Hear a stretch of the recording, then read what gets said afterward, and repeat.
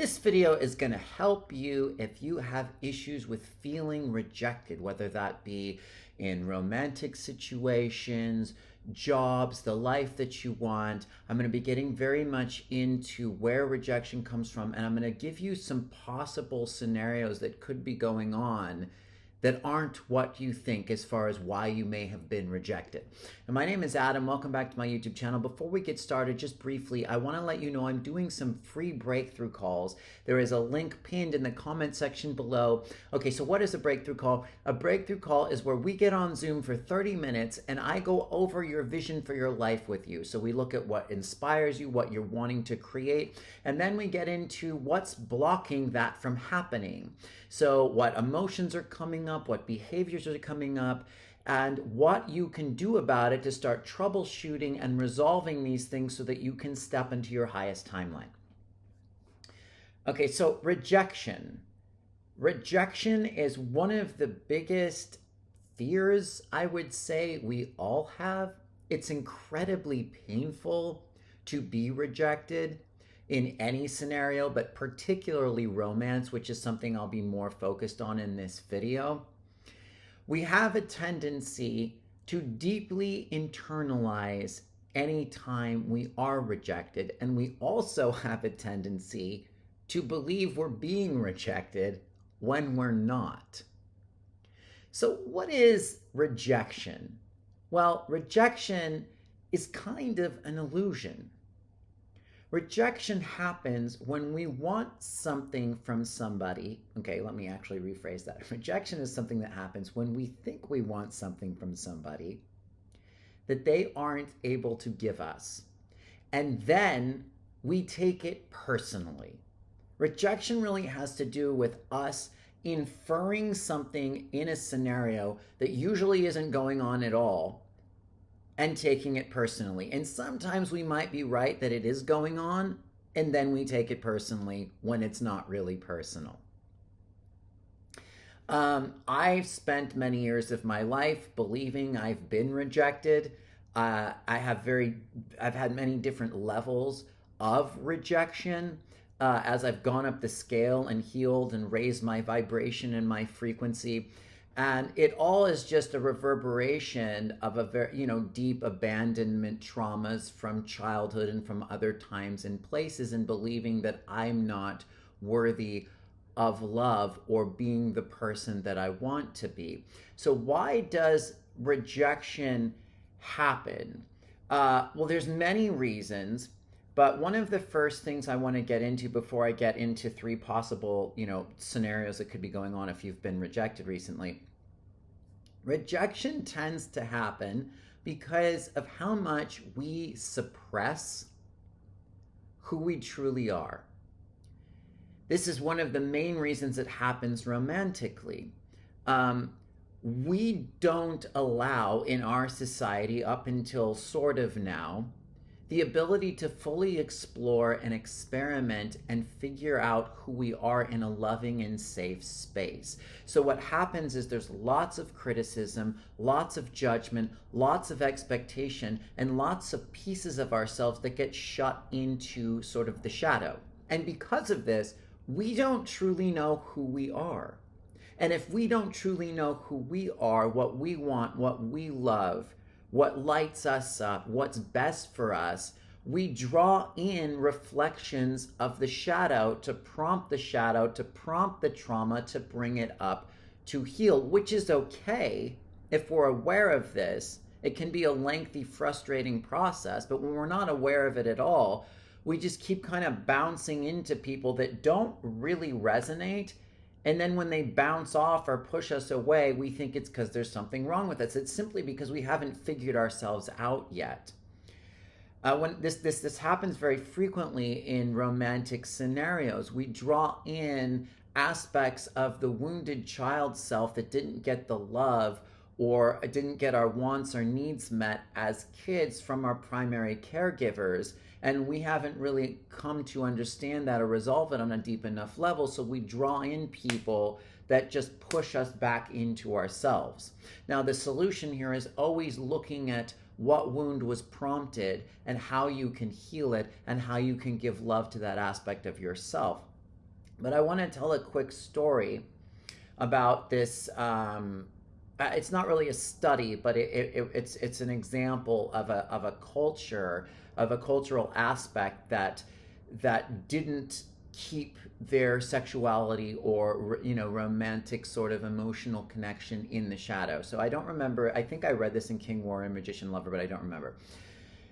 It was I think a more Samoan based culture where they still had kind of like elders with wisdom, who would guide the children as they grew up and came into adolescence and then adulthood, unlike we have in our society, because our society is just filled with a bunch of traumatized people. There are no real elders anymore, though we'll get back to that.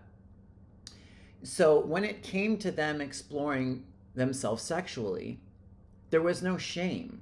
There was no religion that condemned it and told you were going to go to hell because you had sex. There was no reversal of the sexual energy that put it into the shadow and created all of this trauma and these kind of darker aspects. So when they became sexually active, they were encouraged to have sex with whoever they wanted, as much as they wanted, in a loving and sacred space. And they would do this for a few years from what I read. And they would just kind of get everything out of their system. They would explore, they would experiment, and they would get to know who they were completely and embrace it. And then what would happen is they would generally manifest their life partner, and they would stay with that partner for their entire life. The reason for this was because, unlike us, they weren't then having to go around from person to person to person throughout their teenage life, their 20s, their 30s, and sometimes until they died, manifesting their trauma patterns, ultimately just rejecting themselves back into themselves in order to heal something. But we don't even look in our world at what we need to heal. And this is the essence of rejection. When you're not vibrationally in alignment with someone because you don't know who you are, they might push you away.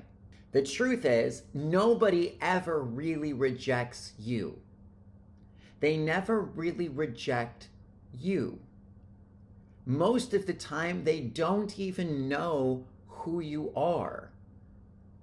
No one ever really knows who you are, but they don't even know who you are at all. They don't get to know you. They don't feel you. They don't know your truth. They're just busy in their own world and their own trauma. You ask a traumatized person out, they say no, and then you take that to mean that you're a worthless piece of shit. Who's done this? I've done this a million times. So I'm going to give you 3 possibilities why, if you ask somebody out or you're interested in someone and they aren't interested in you, why this may be that doesn't make you a piece of shit. 1. So the first one is, the person might be out of your frequency range, and you're selling yourself short. So it's in fact not because you're less than, and it's not because you're better than. It just maybe you're more healed. This has happened to me multiple times, where I've been interested in women that sort of rejected me, and then I came to find out that they were still very deeply in trauma, and they weren't ready for the kind of relationship I wanted or was ready for. And on some level, I wasn't ready for it because I was still drawing in the wrong people. But the point is, I hadn't credited myself enough with having done enough work and really being ready. And so I was going after people that weren't. So it's not that I didn't have work still to do or that I'm better than them, but it's not that I'm less than or a piece of shit. So this is one possibility. Here's another possibility that could be going on if you ask someone out or you're interested in somebody and they're not responding. There's a billion different examples of this.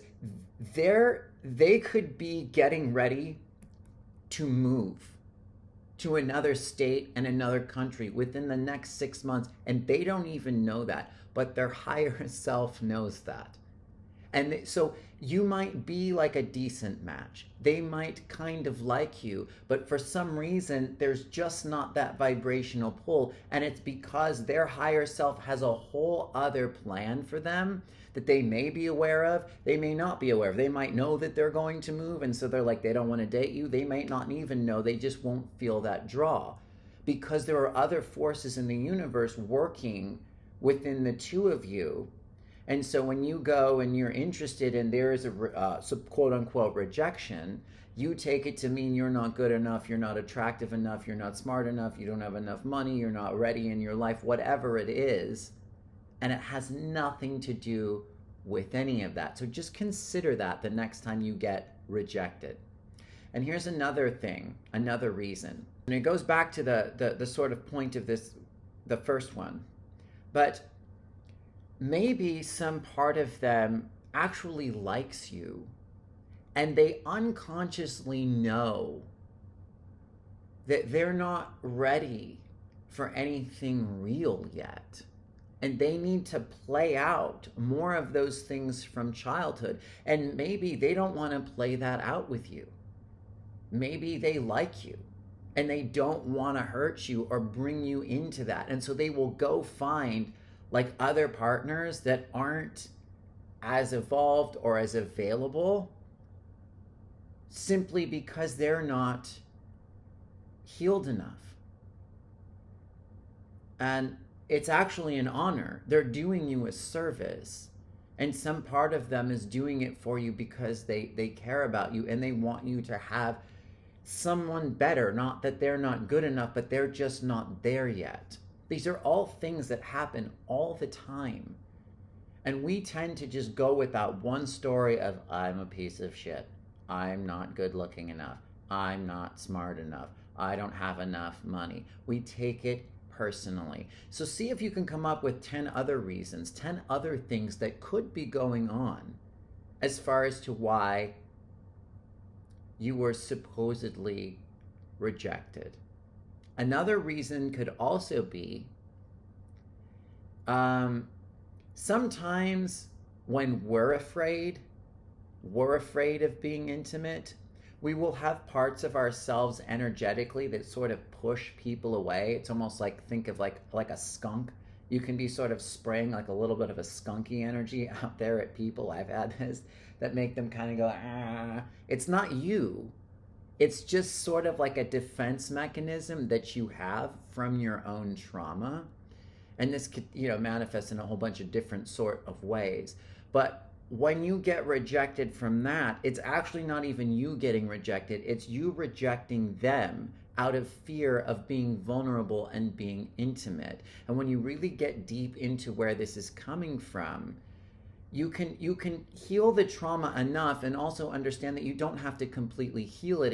It's just like, I would really invite you to question, like, where are you blocking a connection that you're ready for because you're afraid of the intimacy and the vulnerability that is required to be intimate. You don't have to be perfectly healed. You just have to be aware enough of this and willing to go through it and work through it. So again, in this scenario, you're actually rejecting the other person and then going back into your head and thinking that it was you. Anyway, let me know what you think of this video. Please like and subscribe to the channel. I have a free energy clearing in the description below. Other than that, thank you very much. I look forward to next time, and bye-bye.